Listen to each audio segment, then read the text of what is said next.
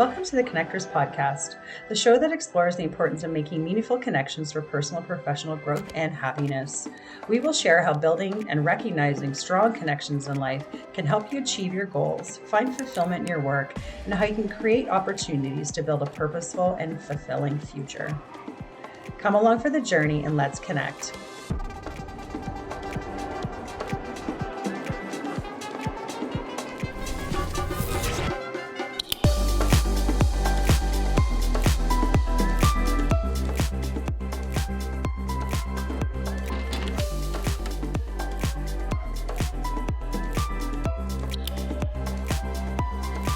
Welcome to the Connectors. I'm excited to introduce our guest for today.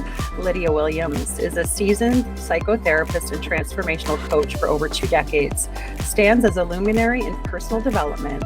Her journey rooted in psychotherapy has evolved to focus on self-awareness, relationship enhancement, and personal growth. Lydia's specialization in executive coaching amplifies her impact as she champions vulnerability, emotional intelligence, inspired vision, influence, image, impact, results, contribution, and legacy.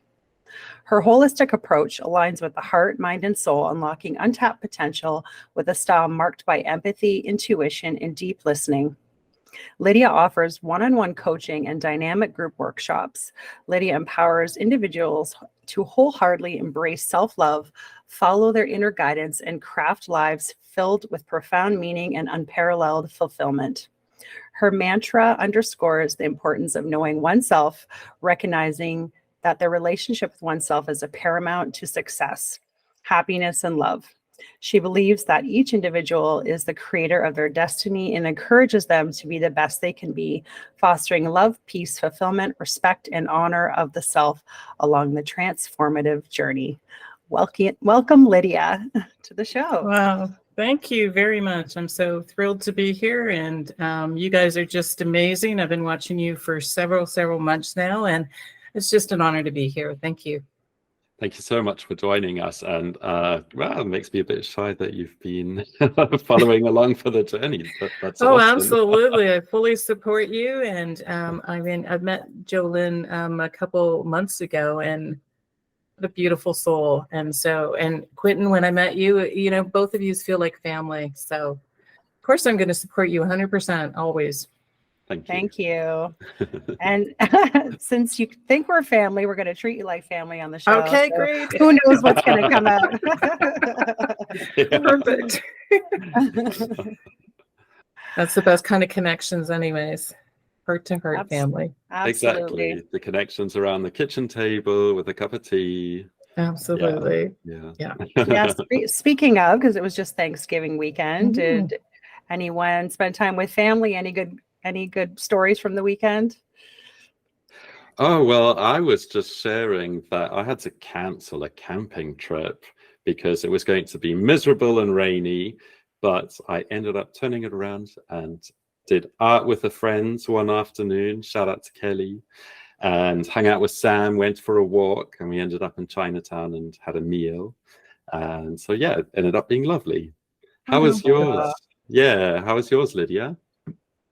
Well, I just had knee surgery 2.5 weeks ago, so I wasn't anticipating really celebrating at all, right? And I have some family that's about an hour away, and I can't drive yet. But at the last minute, my son and I decided that we'd put some effort in, and with his help, we had a lovely curry dinner, and I brought my family together, and it was beautiful. Like, it was really nice to be able to, you miss those moments when you can bring your full extended family in. We don't have enough of those. And when you can sit around a table and share a meal and get caught up on everybody's lives, to me, it's a very precious moment. And I was really grateful that I could have the energy and the vitality to do that. And it was a really beautiful experience. It's great. No, it's true. I think I've heard, what's that quote that says the most people that you love that will be in one room will be at your wedding and your funeral. And, true.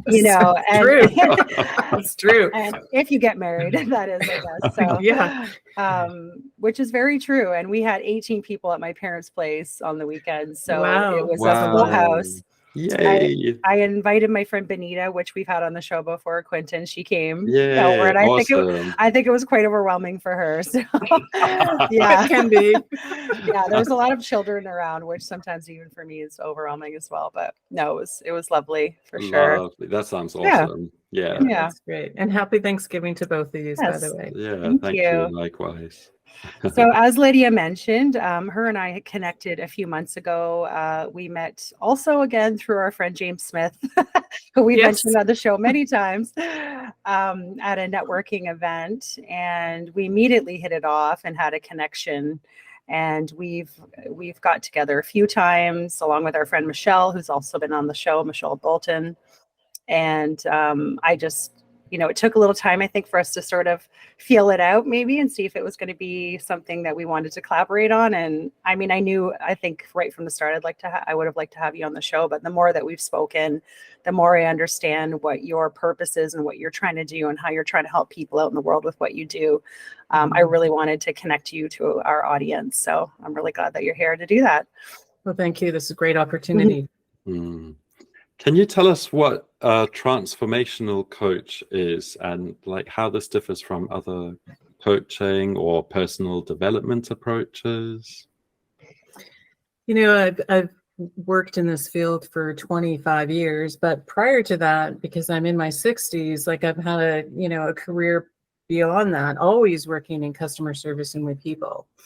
And, it really comes down to me recognizing that what really people want is change as much as they fight it.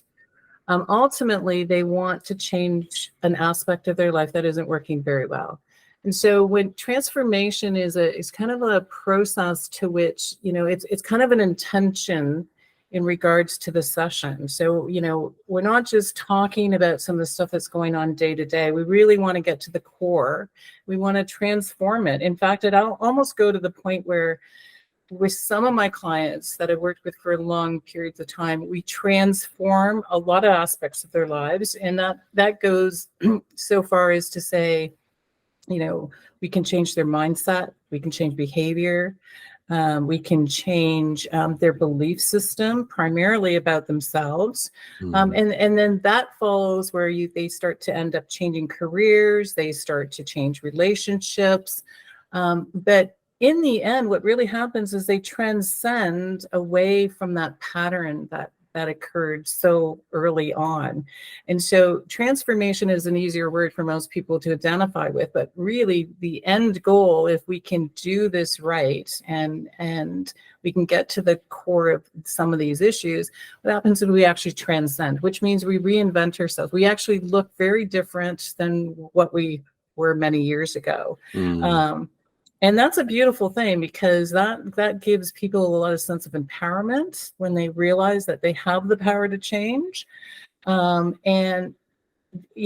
when they have the power to change, it's really important at that point to not look at who they are today and try to figure out who they want to be. We have to kind of resolve some of the old patterns that are blocking them or causing them some conflict or causing them to sabotage themselves. And so when we can transform that, what happens is then when they start to dream forward, it's in alignment with their essence, if you will. It's that calling within, it's that heart-centered feeling that all want to get in terms of how we want to be out in the world, how we want to influence and impact and contribute, right? So transformation is part of the whole process. And so, we have to start with first awareness, right? And then we kind of move through some stages of awareness where you have some understanding and some acceptance.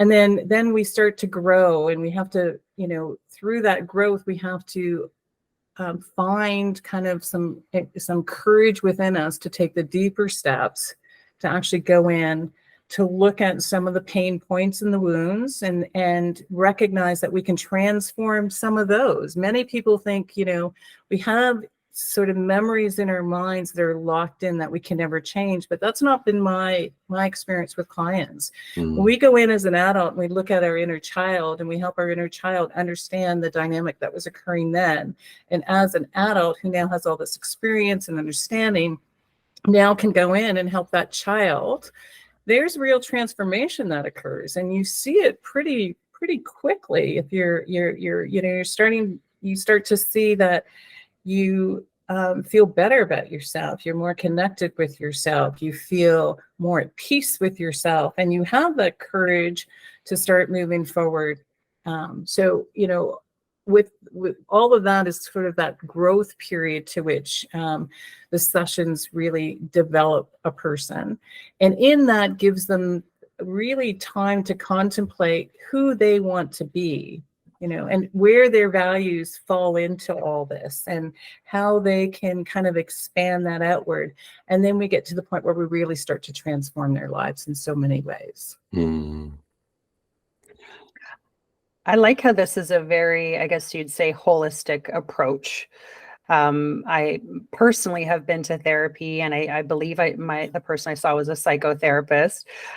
She covered, I would say, some of these things, but there's elements that you just spoke of that she didn't cover. That the dreaming forward, the really coming into your self awareness. Changing some of your behaviors and your belief systems, like those are all key elements. And I think that unlearning old patterns is kind of what you're saying as well. People learn what they've been told through their experiences from their upbringing, their parents, their teachers, etc. And they learn these things, and they have to kind of unlearn them, essentially.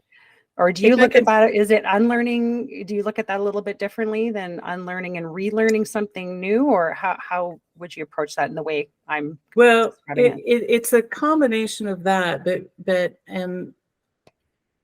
what really takes place is we have to heal the wounds before we can actually create a change there, right? So part of the process is to go deep.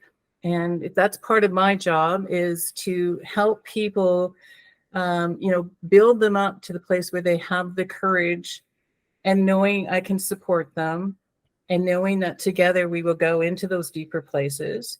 And when we actually heal that, that's then the opportunity, because now everything's clear, right? When you don't have those wounds, you're not going to behave the same way. You're not going to be triggered the same way. And when you actually transform that, so in other words, I'll give you an example. There was a time that my mother at 5 years old said to me, I was having a conflict with some older girls. And my mom said, I must have said something to her really impactful, like something in order to make the situation better. And my mother looked at me and said, who do you think you are? And who would listen to a 5-year-old?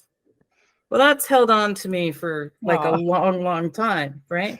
Yeah. Now, I've gone in and I've helped that child understand that now I'm here for her, and I want to hear her voice. And she was right at the time. And yes, she was 5 years old, but maybe at 25 or 55, she has the right to now speak, and people will listen. So now that I've healed that wound, what I now can decide when in finding my own values and my own core beliefs, now I can decide for myself with that child what it is we really do want and how we can transform that, right? So, lots of times you can read all these self-help books, and you can talk to your friends, and you can get a lot of information, and that's really helpful, but it's all in the mind, right? It's all kind of, and it sits in the ego, and that's not that place for transformation. The transformational place is in the heart. Most people don't want to go to the heart because it hurts. And so I teach people that, it's better to take a little bit of hurt, rip that Band-Aid off, and then start anew, let it heal. And then you have the power of the heart to lead your life, right? So, I work on a higher perspective with people, meaning that, the part of the journey is to connect with the heart and then connect with the essence of a person. And then when you get to that stage, then you're listening differently. You hear things differently. You feel things differently. So all those patterns then start to change naturally, because you're no longer that same person. So like you have to get to the heart of the matter to create the real change. Everything else, I mean, how many times have you read a book, followed all the instructions, and it works for a little while, but it doesn't really help in the long term. So the heart of the matter is really where you need to go for real change here. And And you need to cover all of these steps. Like you can't skip over any of these You things. can't skip them. So if you're dealing with something, like how do people identify with their pain? I guess, like how do they know what pain is sitting with them the most and that they really need to identify and understand and heal? You know, that's a really good question, because most people are quite surprised because they come from here originally in conversation with me. And then it's very hard. It's part of the journey for me. It's part of the dance that we do. I call it artful partnership. So I have to dance with them to help them get into the heart. And they're so resistant. Many people are so resistant to go there. It's unbelievable. But the heart never lies. So I teach them how to listen. And I've been an empath, and I'm a very, very deep listener, and I almost can hear the soul of a person. I know that sounds kind of strange, but I'm guided by something from them that's higher than me.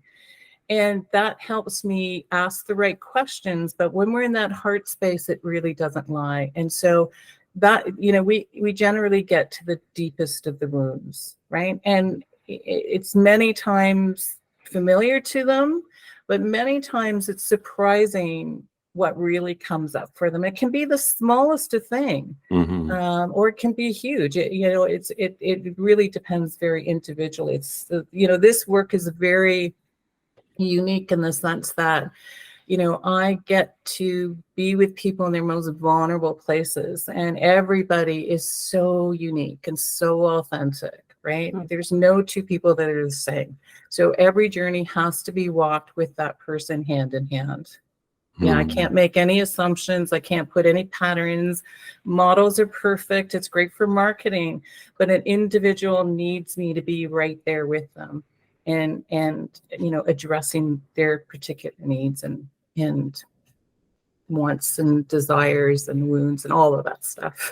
So it's not always a one size fits all model. It really, and we see a lot on social media and all these things. And there are a lot of psychologists and different people in mental health that are trying to help others, I think, through their messages, but those messages aren't always going to resonate with every person. And people need to go a bit deeper than just seeing a quote. And my work is it would be of value for everybody to do the work that to have a facilitator like myself and do the work, but it's not for everybody because not everybody is willing to take that journey. And they suffer for it in the long run, but those that do, you do want to work with somebody that, so what I've always said is therapy and coaching and counseling is a beautiful thing, but you have to find the right person. You have to find somebody that you have synergy with, that can connect with you heart to heart and really is able to step out of their own ego and their own mind and be totally present with the person. I mean, that to me is the way I work, and that's the way I found the most success in what I do. And people have really transformed their lives because of it. So for me, that's if I'm going to do anything in this world, I want to make the biggest impact I can and make the biggest difference. And to me, that this is the way to really help people in the best way. I think you really have to sort of do it as a one-on-one thing for it to work. One-on-one, yes, one-on-one, but group dynamic is very powerful too. But it has to be a group that can respect each other, allow vulnerability, be able to support each other. So there is a group dynamic that has to be set up, but the power of the group can be incredible too, because a lot of people, what they need is the witness. They need a witness to hear their story, and they need somebody to deeply listen to them. So when you have a group of people who really feel for you and want to support you and help you, the transformation can also be through the moon, right? I've been through a lot of group dynamics, both that I've done myself and I've been participating in. And so we don't want to, we also want to know that coming together as connecting with people can be extremely powerful too in this venue. And I was looking at your website, and Yes. I really like that you've got 2 different types of workshops that you're talking about. And one is a workshop that's specifically for men, And the other is a workshop that's specifically for women. Can you tell us about these two workshops? Well, currently, most of my client base is men. And when I actually came to that realization, I was quite curious as to why I attracted so many men in my practice. And I think it's because, first of all, I think because I'm a little older, they kind of can trust the wisdom that I have. And I'm not a threat to them in that kind of way.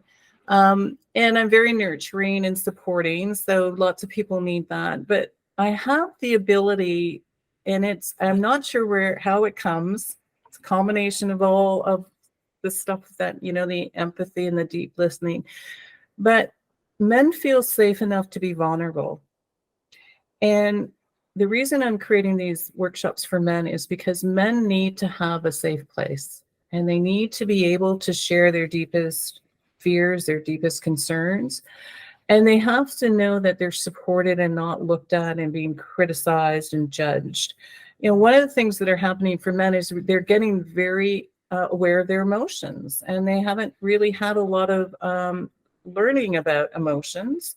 And if you're with a partner, for instance, a lot of men are now complaining, they want to be vulnerable with their wives or partners, and their wives are wanting it. But the moment a man starts to cry, the woman doesn't know what to do with that. And if a man really opens up and that continues for a while, we kind of have a really negative thing about that. And so men do not have a place to which they can really fully find themselves and express themselves in a safe place. And so I'm hoping in these workshops that men can come together and support each other in a better way without bashing women, without, we're not getting into any of that stuff. That's not what this is about. This is about coming back to a tribe and finding, appreciating the strength within men, finding and appreciating men. Men need to be appreciated as well, right? And they need to have a deeper relationship within their community. And so that's one of the things that I'm working on really diligently to support men in that way. Now, women, on the other hand, I've supported women, for the last 25 years in a much bigger capacity. And women, need a sense of, well, there's a couple of things happening for women right now. So we've kind of gotten to that place where we're progressing in the world, but we're being a little too masculine. We're being a little too aggressive. And that's not helping our personal relationships at home because we can't shut it off. So for me right now, what's happening, the client base is really starting to come in asking, like, how do I do this? How can I be feminine and nurturing and supporting and receiving and loving, but still be that dynamic woman that gets out and kicks ass and makes a fortune or, makes a huge impact. So, in today's world, we need to know how to bridge that. We need to find our feminine side, because I really think the world needs more femininity in all of us, which is that compassionate, loving side.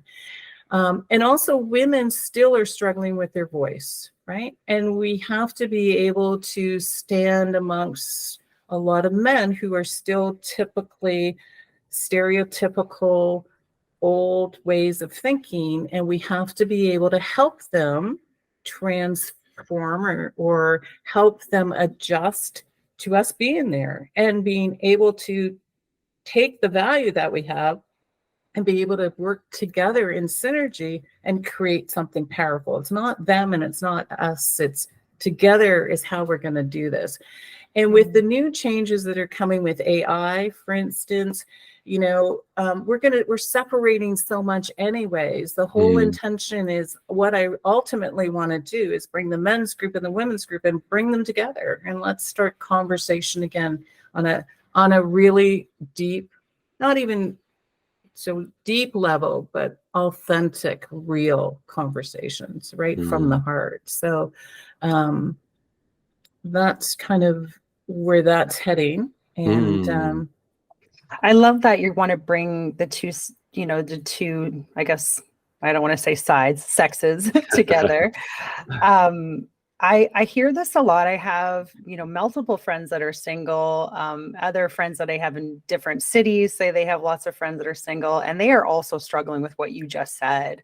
Yeah. And so I do think this is really important work that you're doing in terms of trying to bridge that gap. What could people do out in the world? We're not coaches necessarily. We're not transformational coaches. We're not certified psychotherapists but what could each of us do, I guess, in our daily lives in terms of trying to bridge that gap more? Because I feel like you and I have had those conversations as well. I grew up in a family where I had 3 brothers, so I was kind of forced to be very masculine in a sense. And I know I have both of those sides, but sometimes that side really comes out dominantly. And I'm just thinking about other people I know as well. I'll hear men complain about women. She's crazy. She's this, she's that. But yet men haven't learned how to also express themselves and their emotions. They will lock that down the minute something becomes too much, too emotional, too confrontational. Like, how do we work through that in our daily lives? That's a very good question. But, in the end, it still comes down to us. When we make the change, we can't change the world, but when we change ourselves, the world changes around us. It's magical. So it comes from us. So we just have to be, first of all, we have to be aware of it. Everything starts with awareness, right? And then understanding and not putting blame on it. Just, a lot of this is not, a lot of the stuff that we deal with individually, really not our fault. We've been programmed and patterned this way, and society has led us this way, and culturally as well. Every culture is different. So having that awareness and then really having an understanding. But, what's really missing in the world is compassion and kindness. The moment you have a little compassion for yourself and kindness and accepting then of the situation, those 3 components are also magical kind of characteristics. And once we get to that space, if you're open to your heart and you're compassionate and you're kind and you're not making judgment and you're accepting it, then you have the power to change it, right? Then you have the opportunity to be an observer and go, what could I do differently? When you're not being triggered by somebody, by what they said, or you're not trying so hard to please somebody, or you're not so hard, most of us have learned we have to look at the outside world to get validation. The outside world is telling us who we should be and what should be. Got to bring that all in, and you got to find your own self, your own authentic self, right? And so authenticity, means that you're being real, you're being unique, you're genuine, you have honesty, you trust yourself, you have integrity. All of those principles, when you're living that within yourself, then you go out in the world and you be that. And so then you help, you're part of the solution, not part of the problem, right? So You're not reacting. You're the leader. Yeah, you're leading. So you might not lead, you might not have people following you, but you as an example will be recognized. And energetically, I just feel like every time we make a personal change, it affects the whole world, right?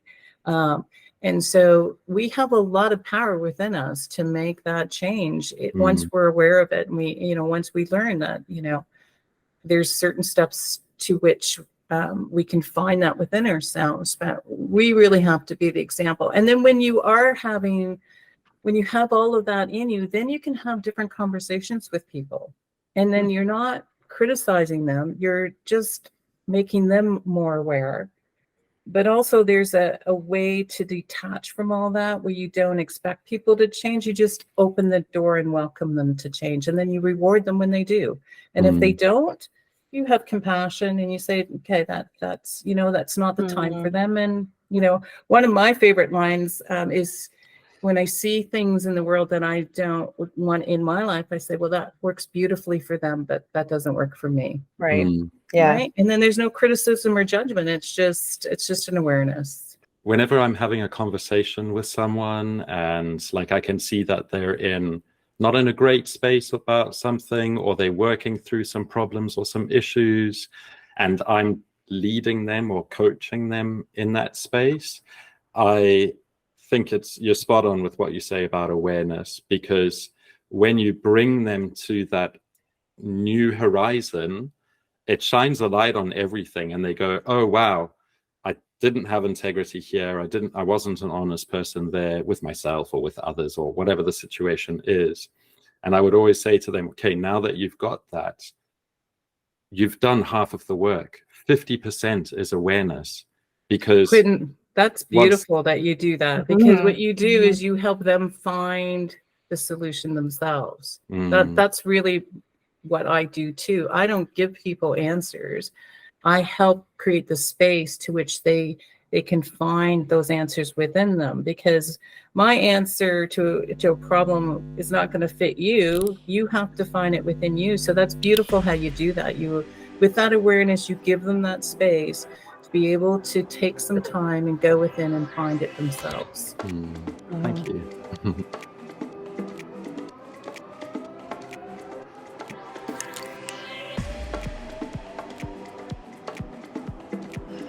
We'd love to hear from you. Please engage with us on Instagram, LinkedIn, Facebook, or YouTube.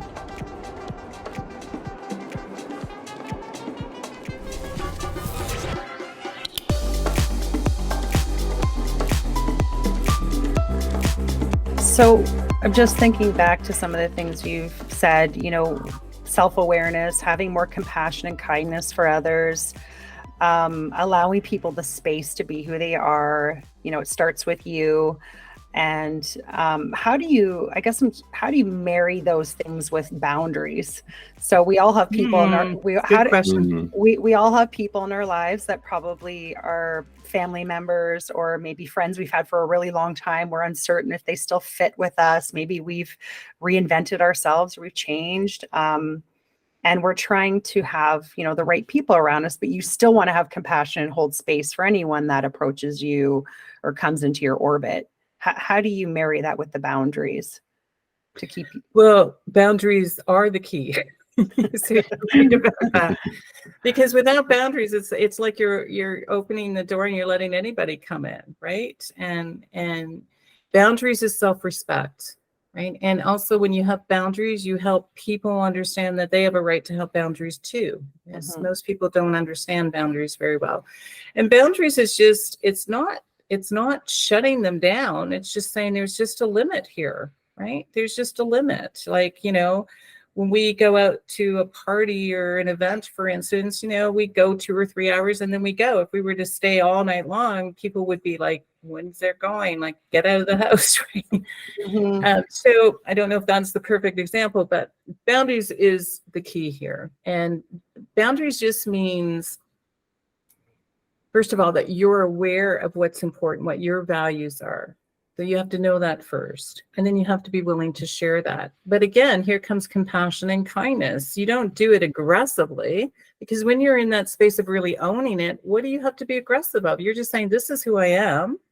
And, and I'm okay that you're like that, but listen, this, you can't cross this line. And, if you do it in a way that does not trigger them, just a respectful way, then you actually do them a great service, because they actually learn about boundaries themselves. And then you also can be really way more authentic and giving and sharing of yourself, because you know what your boundary is, they're going to respect it. So when you do spend time with them, it's very valuable time. You don't have to play all those games that happen behind the scenes, right? So no, that's really helpful. And the other thing is communication. And we talk about communication all the time, but I'm talking about real communication, talking about, this is how I feel, and this is what I need for us to continue in this relationship, right? Most conversations don't start like that. If you take ownership and say, this is about me, this is what's important to me, this is what I need, can you give it to me, is now the next question. If they can't give it to you, that's great. Then the relationship is done, or you have to change that dynamic. But if they think about it and they say, yes, I can do that for you, then that you have the ability to have a much more engaging, fulfilling, meaningful relationship from them, because you won't have to worry, whether those lines are going to be crossed. The other thing that's important is to be consistent with those boundaries. So you don't want them to slide. You don't want to make necessarily exceptions. You want to be sort of, if those are your rules, sort of like, I hate the word rules, but like if those are your boundaries, then you want to ensure that you were reminding them, particularly when you've started to first express about them, because they're not necessarily, they can disrespect you, but I don't believe most people do it intentionally. They just are in a habit of being with you a certain way. And when you've changed, they don't like the change because they've lost the person they know you to be, and they don't know who this other person is. So you have to give them time to adjust. So again, here's where you just have to be a little patient, use communication, and just remind them about these boundaries regularly so that, you know, you don't have to get triggered. You don't have to respond and run away. You just have to remind them if they're willing to play the game with you. If they don't want anything to do with your boundaries, then nice. Yeah. And you just reminded me that that's actually a really good thing to be coaching people through is actually when you're changing, how do you handle yourself and your relationships with others? Because sometimes there's a lot of friction there. You're trying to figure this out. They're trying to figure it out. And you might both just be like not as kind and not as compassionate because it's just such a weird shift. High energy. Mm-hmm. And that's a really good point, Jolene, because we have to, it's best if we tell people that we're creating change in our lives. You know, some people that may live with us might see it, but they might not really understand the full capacity. But you can say, I've said this to family members, particularly like years ago when I had some conflict with my family and had to address some things.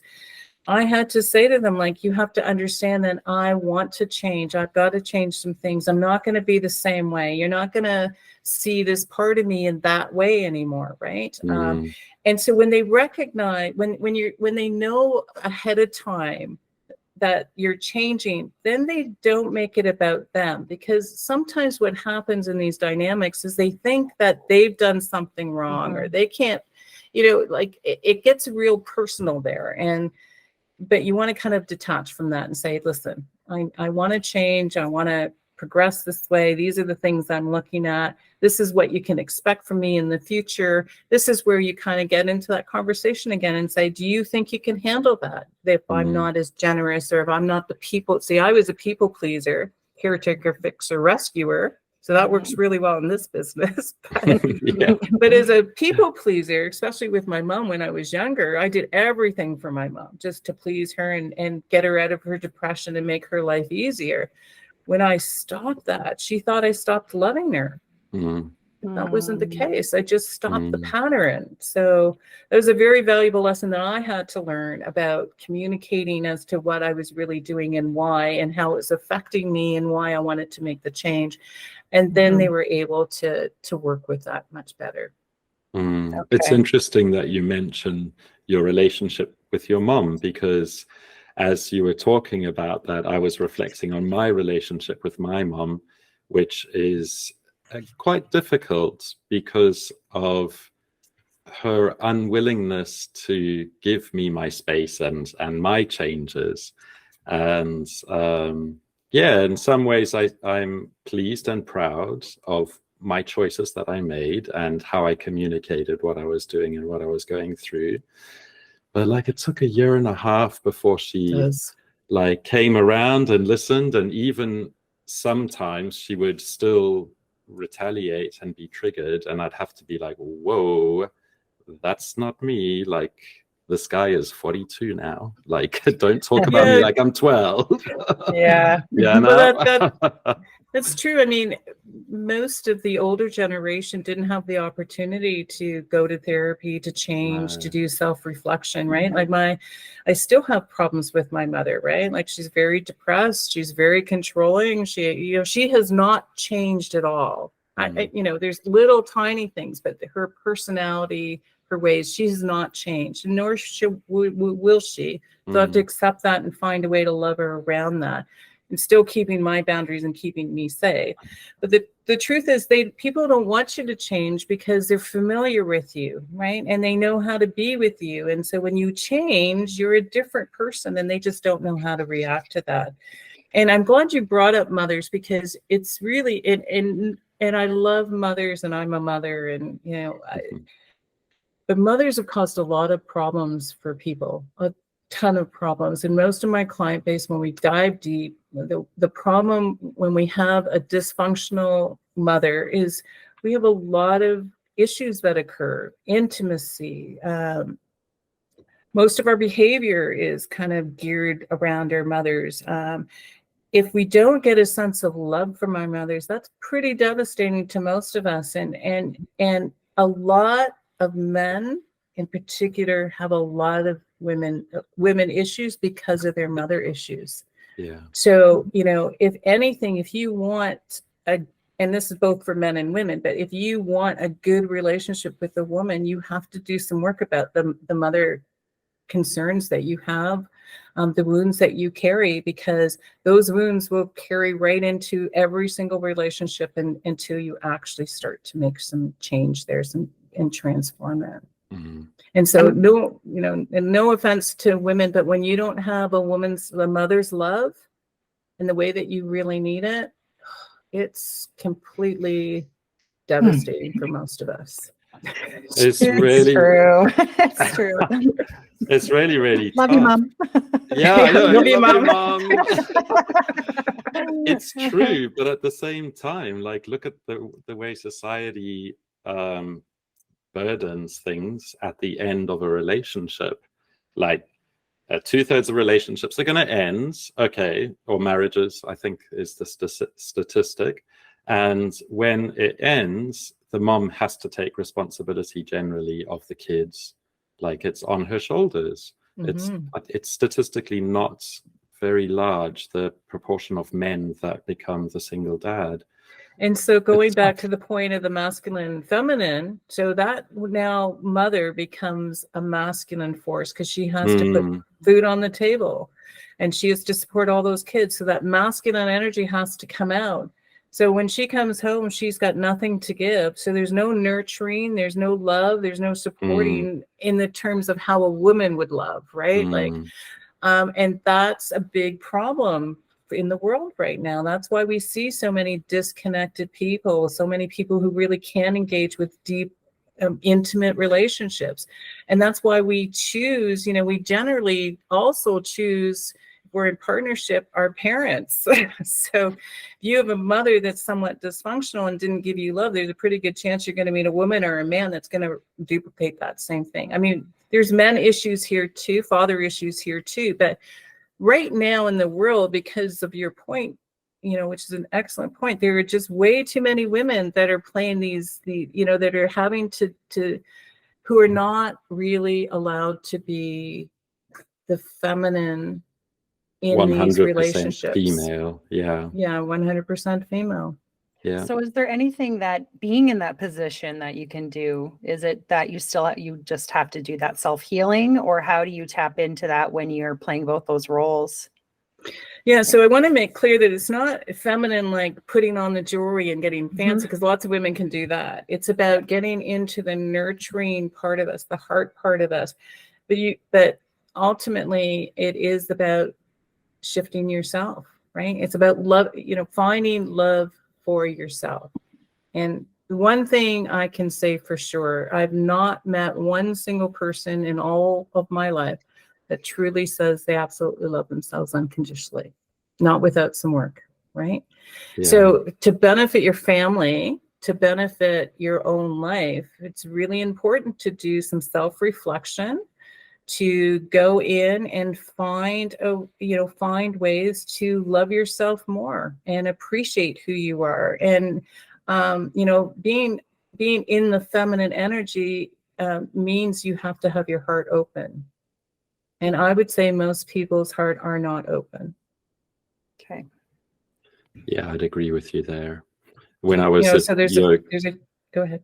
Yeah, when I was a yoga teacher and I would do something that was more feminine or more mindful, or like I used to love doing little meditations at the end where I'd get people to take a walk through a forest or something. And Oh, that's beautiful. yeah, and some some people would get up afterwards and they'd have like this little black cloud over them. They'd stomp out of the room. I'd be like, "What is going on? I've just finished this wonderful session," and you like, it clearly didn't make you happy going inside just for that 5-minute spot. You know, People were very, very resistant. Yeah. Very. I mean, just put your hand on your heart for a minute.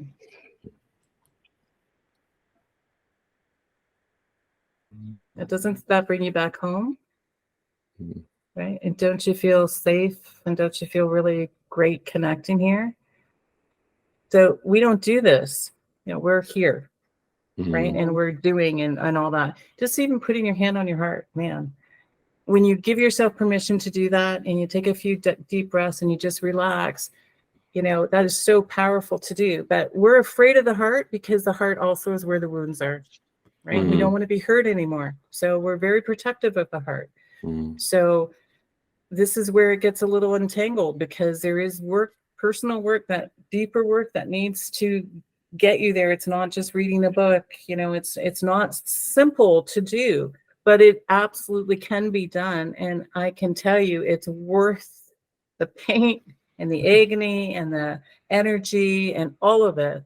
But you have to want to do it. You have to feel that your life is important. You have to feel that your kids are important or your relationships are important. But ultimately, it has to start with you. It's interesting. I was chatting with my mom on the weekend and we were talking about, we had a great conversation, and it's nice when her and I can just connect one-on-one. And we talked for probably 2 hours over coffee on Sunday morning. And that's rare. That's rare. It was great. And she said to me, she said, "I don't know how you got through the pandemic alone." She said, "I have to give you props." She's like, "I hope I called you enough. I hope I reached out enough." And, you know, that meant a lot for her to say that. And she did. And we were quite connected over the pandemic. And she said, "I don't know how you did it alone." She's like, "Because when I have 5 minutes alone, I can't stand it." You know, good point. And for her mind races and she doesn't know how to be with herself, hence why she works and is super busy and she loves to be on the go all the time. And I think from my perspective, what that told me is if you can sit with yourself, that's when you learn these things. That's when you do start to have that awareness of like, what is really going on in here? What do I really need to address? And that's scary. Yeah. I've been meditating for 25 years and I still have challenges. Like when I'm in a really head space and I have some questions and problems and stuff, I have to be very forceful for myself to sit and clear my mind and get into my heart space. It's a hard journey, but you're absolutely right. That's one of the first steps to do is be okay with being in that stillness. Now, at first, I have to tell you that stillness may last for months.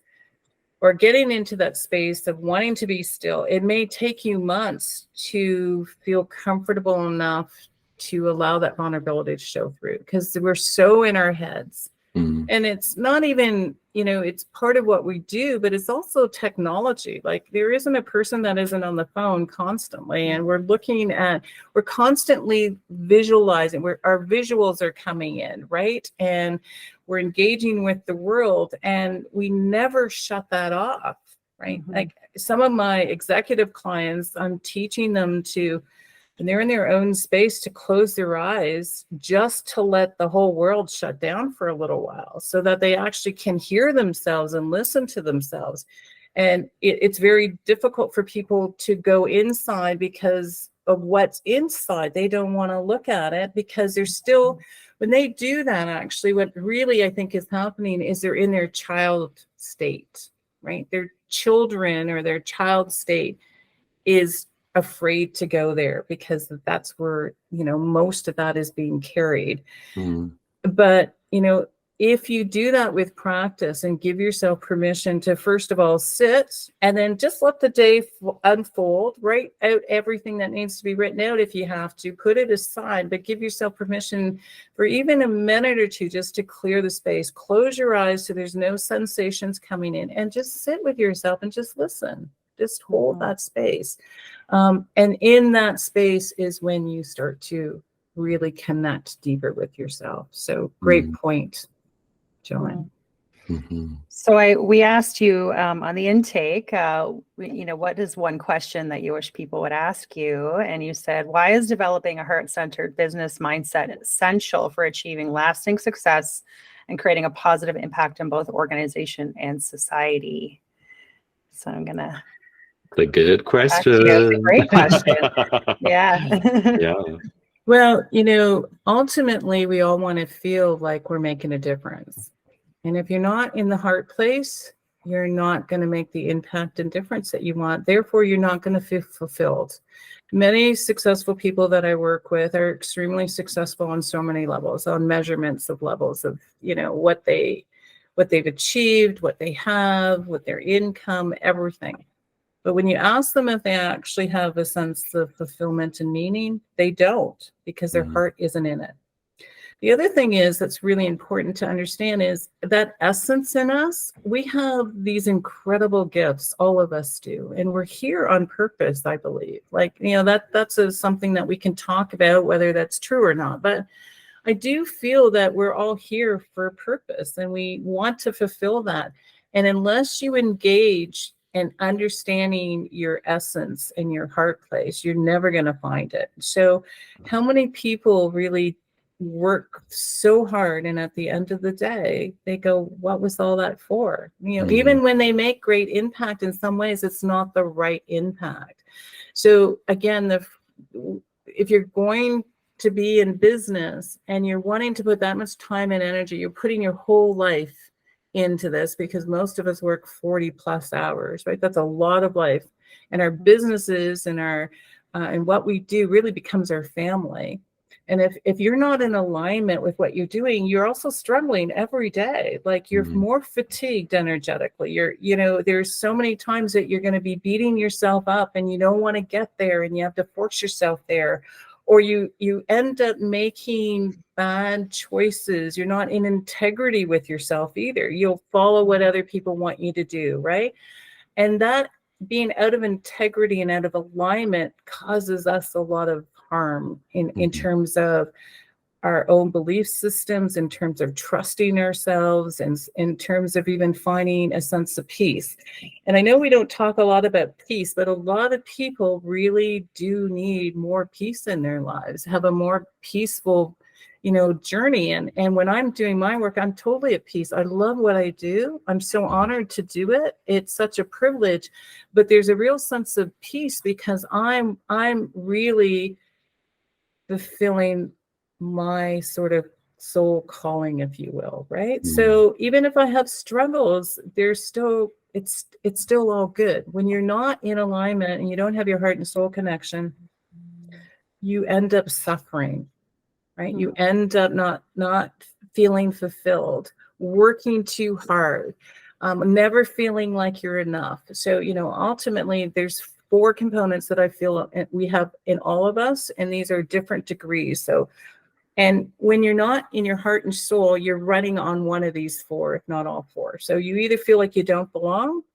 you don't feel like you're enough, you don't think you're worthy, so that means receiving, or you don't feel like you're loved. So when those 4 components are running in the background, when you're doing your work, you're going to have some struggles in your own personal journey. Outward, it might look great, but it's all false, right? They talk about, I forget what, lost the word, but when we try something new, we always feel like we're not being authentic or real, right? But the truth is we're not authentic and real most of the time, right? So even when we create success, most people can't own the success because it's not coming from their heart and soul.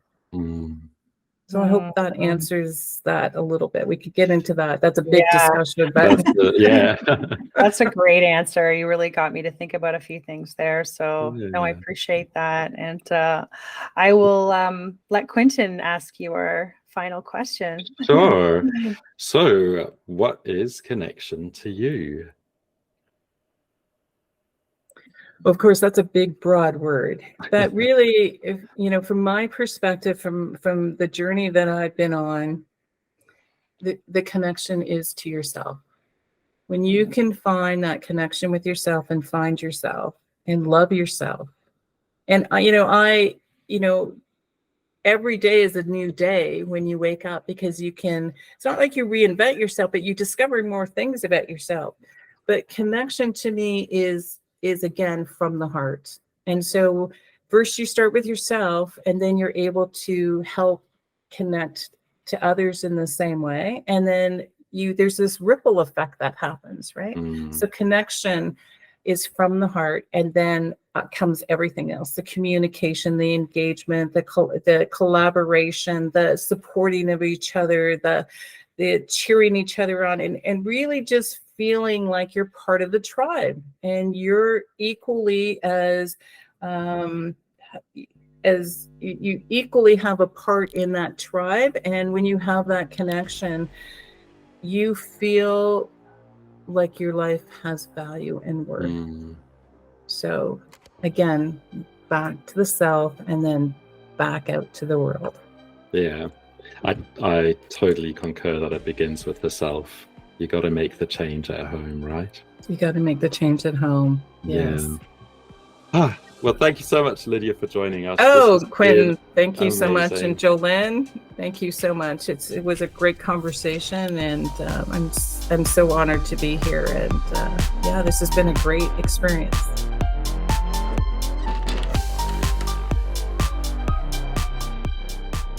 If you've got a story inside of you, consider pitching it to us, the Connectors.